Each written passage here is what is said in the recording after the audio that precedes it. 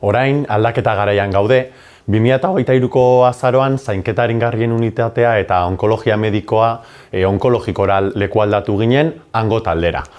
Bi unitate ginen, onkologia eta zainketa aringarriak eta antolamendu berriarekin paziente onkologikoaren arretarako unitate funtzional bat gara orain.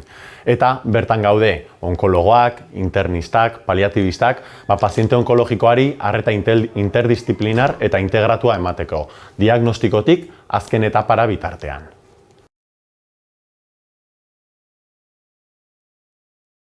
Zerbitzuak 3 arlo ditu. Alde batetik, zainketa aringarrien kanpo kontsultak, 3 zeregin hauetarako, lehen mailako arretako medikuarekin batera lan egitea eta ari laguntzea behar paliatiboak dituen pazienteari etxeko arreta emateko. Bigarrenik, maila ambulatorioaren eta ospitalearen arteko koordinazioa lotzea eta azkenik, ospitalera doazen pazientei arreta presentziala ematea. Bigarrenik, ospitaleko solairua dakagu eta bertan konplikazio akutu batengatik ospitaleratu behar duen paziente konplexuagoei arreta ematen diegu.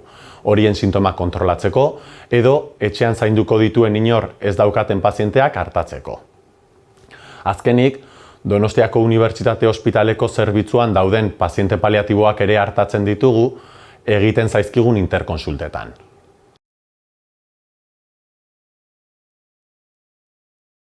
Behar paliatiboak dituen paziente bat detektatzen denean, garrantzitsua da hura zainketa aringarrien unitateko kanpo kontsultara deribatzea, gure zirkuitoan sartzeko. Horrela, jarraipen proaktiboa egingo diogu bertatik, hutsune asistentzialak ekidingo ditugu eta beharrezko errekurtsoa aktibatuko dugu. Pazientea maila asistentzial egokian egon dadin. Eta ospitalera hartu behar bada, hospitalizazioa programatuko diogu. Labur esanda, pazientearen bizi-kalitatea hobetuko dugu.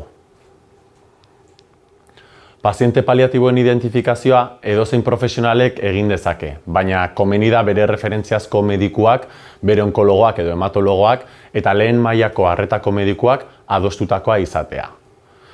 Bestalde, garrantzitsua da identifikazio hori goiz egitea. Askotan, berandu egiten da, eta ez du denborarik ematen bizitzaren amaierako prozesuak eskatzen duen maneju integrala egiteko.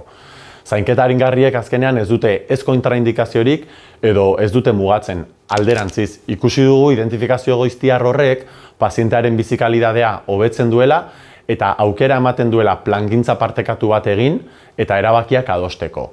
Pazientearen autonomia errespetatuz beti.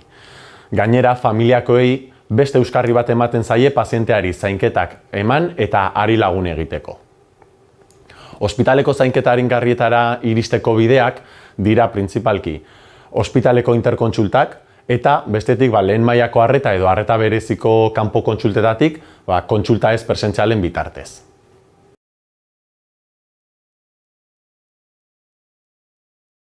Paziente bat deribatu eta zainketa aringarrien unitatean sartzen denean, lehenik eta behin, lehen mailako arretako bere medikuarekin harremanetan jartzen gara.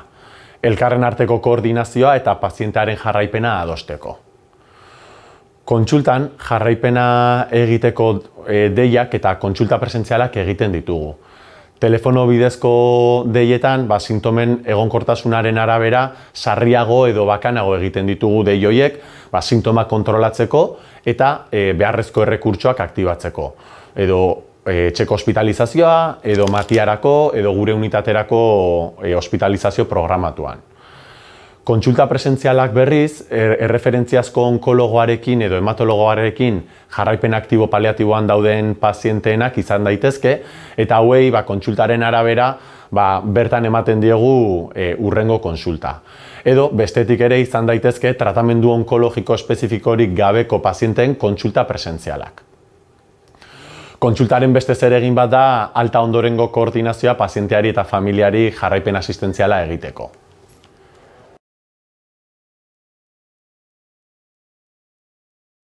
Begirada paliatiboa da behar paliatiboak dituzten pazienteetara hurbiltzeko beste modu desberdin bat. Gu ez gara gaixotasunean soilik zentratzen, modu integralean begiratzen diogu pertsonari bere alderdi guztiak integratuz. Bai alderdi fisikoa, soziofamiliarra, emozionala eta espirituala. Horretarako lantalde multidisziplinar bat daukagu, mediku, erizain laguntzaile, psikologo eta gizarte langilez osatuta.